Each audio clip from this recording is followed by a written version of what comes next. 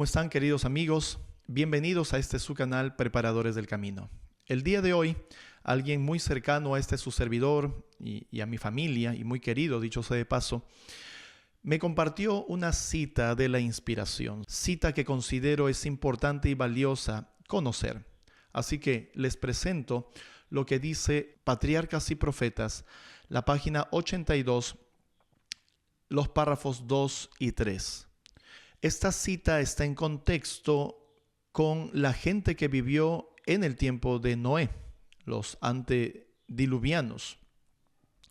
Y dice lo siguiente: no todos los hombres de aquella generación eran idólatras en el sentido estricto de la palabra. Muchos profesaban ser adoradores de Dios, y qué interesante que se mencione esto. Muchos profesaban ser adoradores de Dios. Estamos hablando de una generación que fue destruida. Recordemos que solamente Noé y su familia fueron los que se salvaron de toda esa generación. Solo 8 personas. Así que estos profesos adoradores de Dios que está mencionándose aquí fueron o pertenecieron al grupo de personas que perecieron en el diluvio. Y esto es muy interesante. Muchos profesos adoradores de Dios. Y estos profesos adoradores de Dios alegaban que sus ídolos eran imágenes de la deidad y que por su medio el pueblo podía formarse un concepto más claro del ser divino. O sea, buscaban una forma más didáctica de dar a conocer a Dios. Y aquí una idea que nos deja la inspiración. Debiéramos hacer la obra de Dios con el poder de Dios, con la sabiduría de Dios y con las formas de actuar de Dios, siendo y dejándonos usar, siendo Dios el que obra y dejándonos usar por Dios.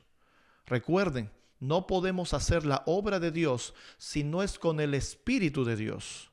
No podemos estar predicando la palabra de Dios con premisas que no provienen de Dios, o pensamientos o lógicas que no provienen de la palabra de Dios, sino que provienen de la mente de Satanás, del espíritu de Satanás. Utilizan ciertas cosas, ciertas frases, más que todo frases o palabras de la inspiración.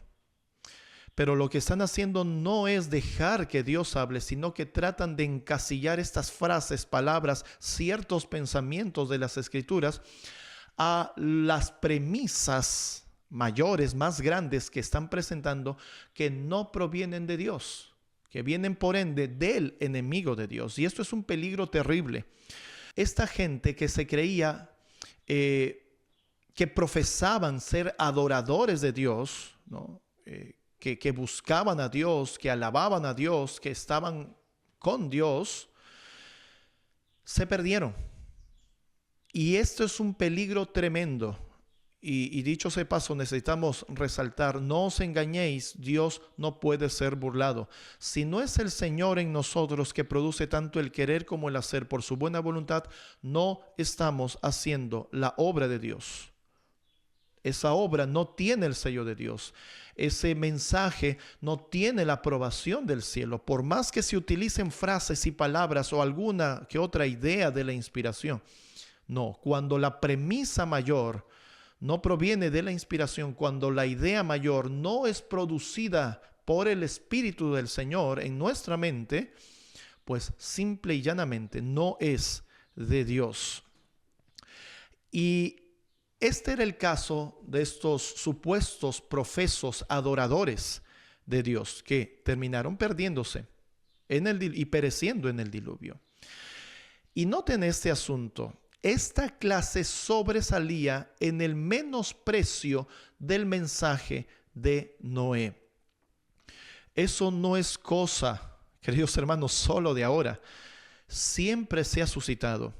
Los mayores enemigos, los mayores perjuicios que se realizan en la obra de Dios o para el avance de la obra de Dios, hermanos, vienen de los que se consideran profesos creyentes. y adoradores de Dios. Eso no es solo ahora. Y lo menciono porque hemos vivido esto, hemos visto y hemos sufrido y sufrimos por estas cosas.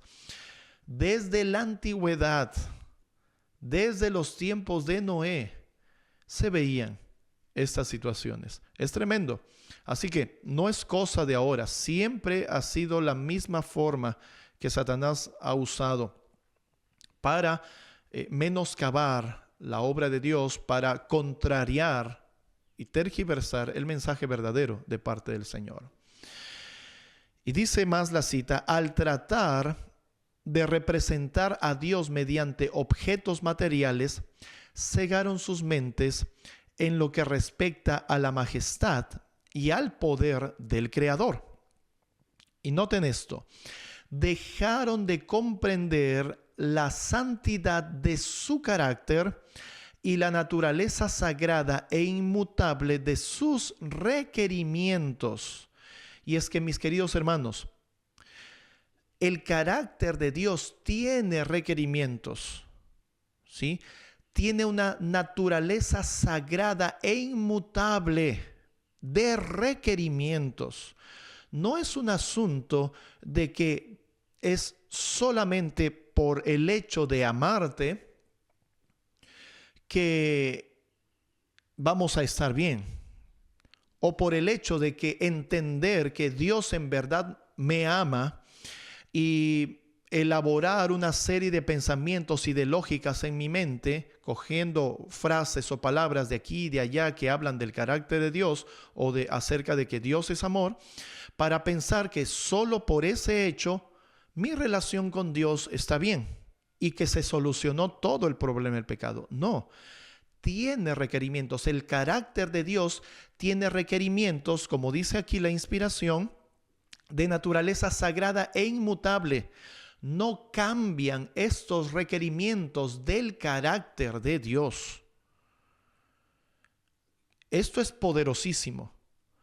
Y debiéramos también tener en cuenta, porque es probable que venga a nuestra mente, que por ocasión del pecado, de la entrada del pecado a nuestro mundo y de esta generación depravada, pues que ellos tenían una idea equivocada acerca del carácter de Dios. Claro que sí, ellos tenían una idea equivocada acerca del carácter de Dios.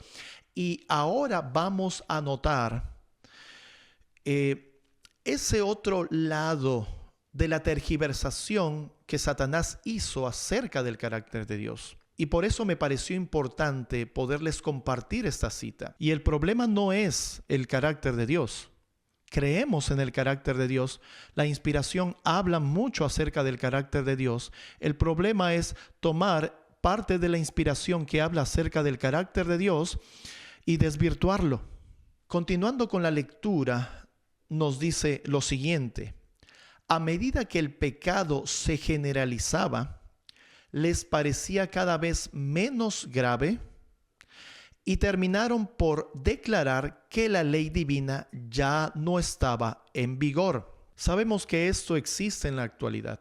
Muchos piensan y creen que la ley de Dios está abrogada, que los mandamientos de la ley de Dios están abolidos. Muchos piensan esto. Sin embargo, hay que tener en cuenta que estamos hablando del tiempo de Noé, ¿sí? Esto es antes del diluvio. Por supuesto que en los tiempos de Noé, en los tiempos de los antediluvianos, existía la ley de Dios, pero no se la tenía escrita. Y vamos a ver ahora a qué se referían con respecto a la ley divina, estos antediluvianos. La ley divina ya no estaba en vigor, que era contrario al carácter de Dios castigar la transgresión y negar que sus juicios se harían sentir en la tierra. Y la primera cosa que destacamos aquí es respecto a qué ley divina se refería. Ellos estaban hablando acerca de los juicios de Dios, la ley de Dios en relación con los juicios de Dios, con la justicia de Dios. Sabemos que la ley de Dios es el carácter de Dios. Y la ley de Dios es santa, justa y buena. Por lo tanto, Dios es santo, justo y bueno. Así que esta abolición de la ley que se menciona aquí, esta ley divina que ellos consideraban que ya no estaba en vigor, tenía que ver con esa característica especial de la ley, la justicia, los juicios de Dios. Y menciona que era contrario al carácter de Dios castigar la transgresión.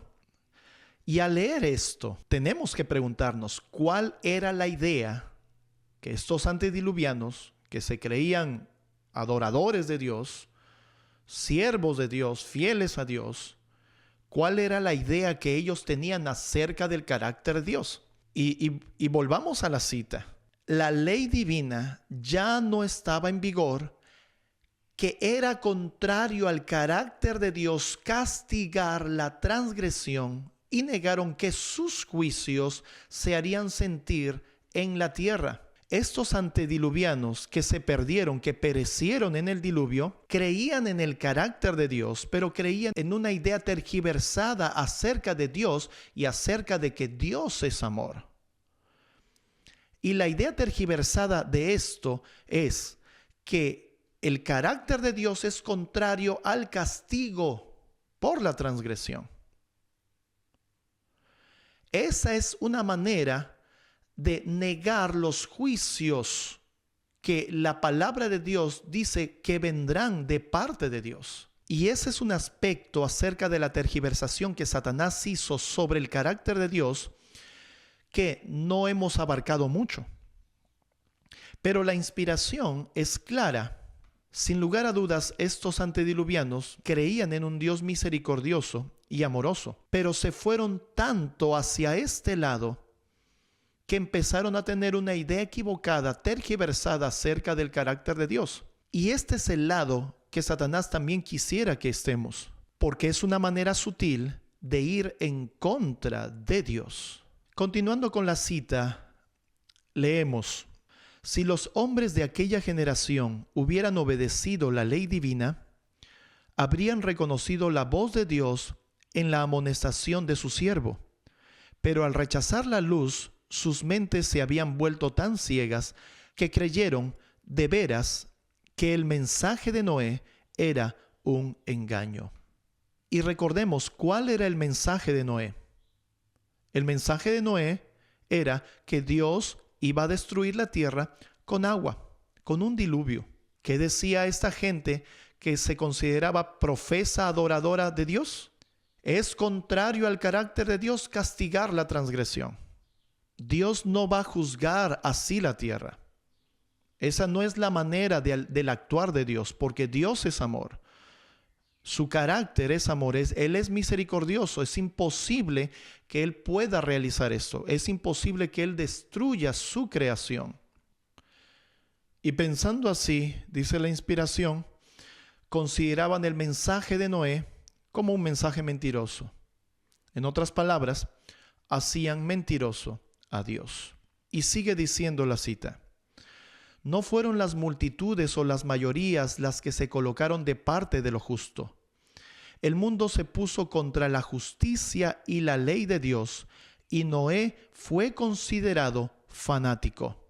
Y esto es interesante, mis queridos hermanos, pensar que el carácter de Dios es contrario al castigo por la transgresión, es ponerse en contra de la justicia y la ley de Dios. Y aquí es cuando este primitivo y sutil engaño de Satanás, tergiversando el carácter de Dios, se hace visible.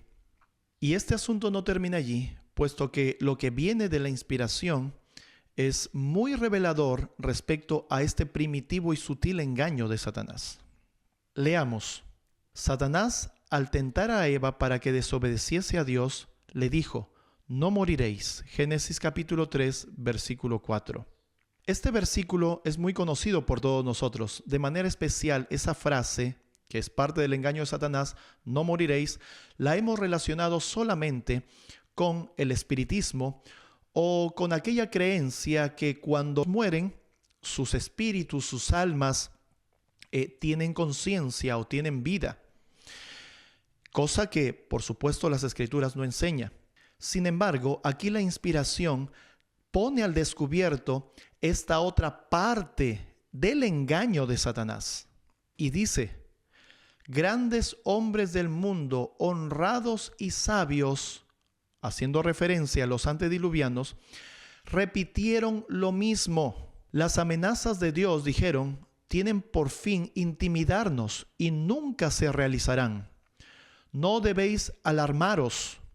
Nunca se producirá la destrucción de la tierra por el Dios que la hizo, ni el castigo de los seres que Él creó. Podéis estar tranquilos, no temáis. Esto es tremendo, mis queridos hermanos. La inspiración nos da más luz acerca de la tergiversación del carácter de Dios que Satanás realizó.